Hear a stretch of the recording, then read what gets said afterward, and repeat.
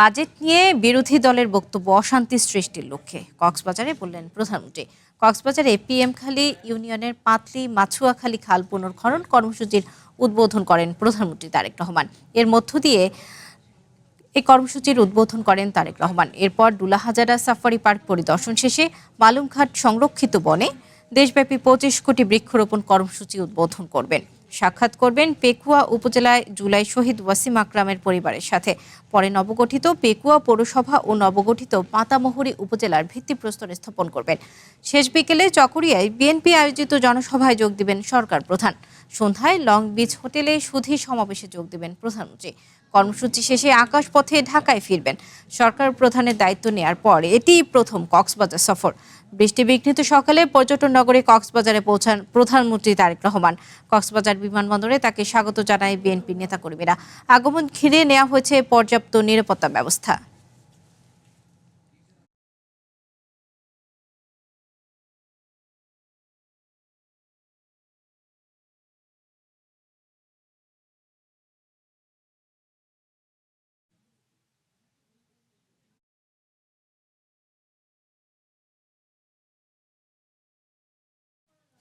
প্রধানমন্ত্রী সফরের বিস্তারিত জানাতে এই মুহূর্তে কক্সবাজারে আছেন সহকর্মী হাবিব রহমান।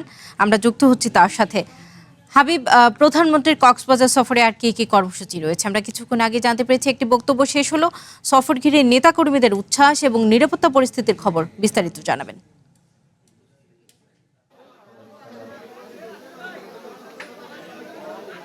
সাদা প্রধানমন্ত্রী তারেক রহমান কিছুক্ষণ আগে এখানে খাল খনন কর্মসূচি উদ্বোধন করেছেন, পুনঃখনন উদ্বোধন করেছেন। সেটি হলো যে আপনারা জানেন যে সারা বাংলাদেশে 20,000 কিলোমিটার খাল খনন করা হবে, তারই ধারাবাহিকতায় এই খালটি খনন করেছেন তিনি। এবং তারপরে নেতাকর্মীদের উদ্দেশ্যে তিনি যেটি বলেছেন যে সরকার জনগণের জন্য কাজ করতে চায়, সরকার জনগণের যাতে ভোগান্তি না হয় সেই হিসাবেই তারা এবার বাজেটটি দিয়েছে। কিন্তু বিরোধী দল সেই বাজেটকে গণবিরোধী বাজেট বলছে এবং তারা বলছেন যে এই বাজেট নিয়ে মানুষের মধ্যে এক ধরনের বিভ্রান্তি সৃষ্টি করতে চাইছে বিরোধী দল। এবং সেক্ষেত্রে তিনি বলেছেন যে বিএনপি জনগণের দল এবং বাংলাদেশের মানুষের দল। সেক্ষেত্রে তিনি বলেছেন যে যত ষড়যন্ত্র হোক সকলকে নিয়ে এই ষড়যন্ত্র মোকাবিলা করা হবে। পাশাপাশি তিনি আজকে বেশ কয়েকটি অনুষ্ঠান করবেন। এরপরে তিনি যাবেন চকরিয়া দুলহাজরা সাফারি পার্কে, সেখানে তিনি সাফারি পার্ক পরিদর্শন করবেন। তারপরে তিনি তিনি একটি সংরক্ষিত বনে 25 কোটি গাছ লাগানোর যে পরিকল্পনা রয়েছে বিএনপির 5 বছরে, সেই গাছ লাগানোর যে বৃক্ষরোপণ কর্মসূচি সেটি তিনি উদ্বোধন করবেন আনুষ্ঠানিকভাবে আজকে। এবং এরপরে তিনি যাবেন ওয়াসিমের বাসায়, যিনি জুলাই আগস্টে শহীদ হয়েছিলেন, তার কবর জিয়ারত করবেন। এরপরে তিনি পেকুয়া যে পৌরসভা রয়েছে সেটি উদ্বোধন করবেন। এরকম আরও বেশ কয়েকটি অনুষ্ঠান তিনি রয়েছেন। পরে তিনি জনসভায় যোগ দিবেন। এবং আপনি জানেন যে এখানে একটি বৈরী আবহাওয়া ছিল, সেই বৈরী আবহাওয়ার মধ্যেই জনগণ বা এই এলাকার মানুষ প্রধানমন্ত্রী তারেক রহমানকে স্বাগত জানিয়েছে এবং বৃষ্টির মধ্যে প্রধানমন্ত্রীর বক্তব্য তারা শুনেছেন। এবং এখানে যারা নেতাকর্মী ছিলেন তাদের বেশ কিছু দাবি ছিল এই এলাকায়, বিশেষ করে জলবায়ু পরিবর্তনের কারণে যে এই এলাকার হুমকির মুখে রয়েছে সেই বিষয়গুলো প্রধানমন্ত্রী তারেক রহমানকে জানানো হয়েছে।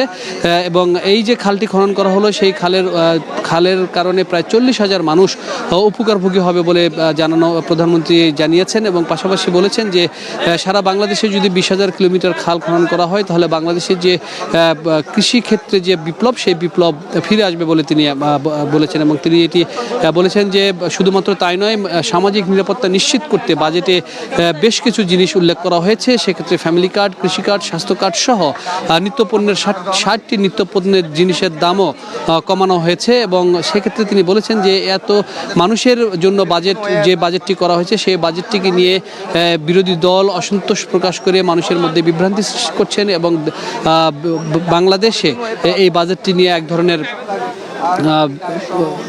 ধরনের উদ্বেগজনক পরিস্থিতি তারা তৈরি করতে চাচ্ছেন বলে তিনি জানিয়েছেন। এবং সেক্ষেত্রে প্রধানমন্ত্রী বলেছেন যে বিএনপি মানুষের জন্য কাজ করে এবং বাংলাদেশের উন্নয়ন করাই বিএনপির একমাত্র লক্ষ্য। সৌদা।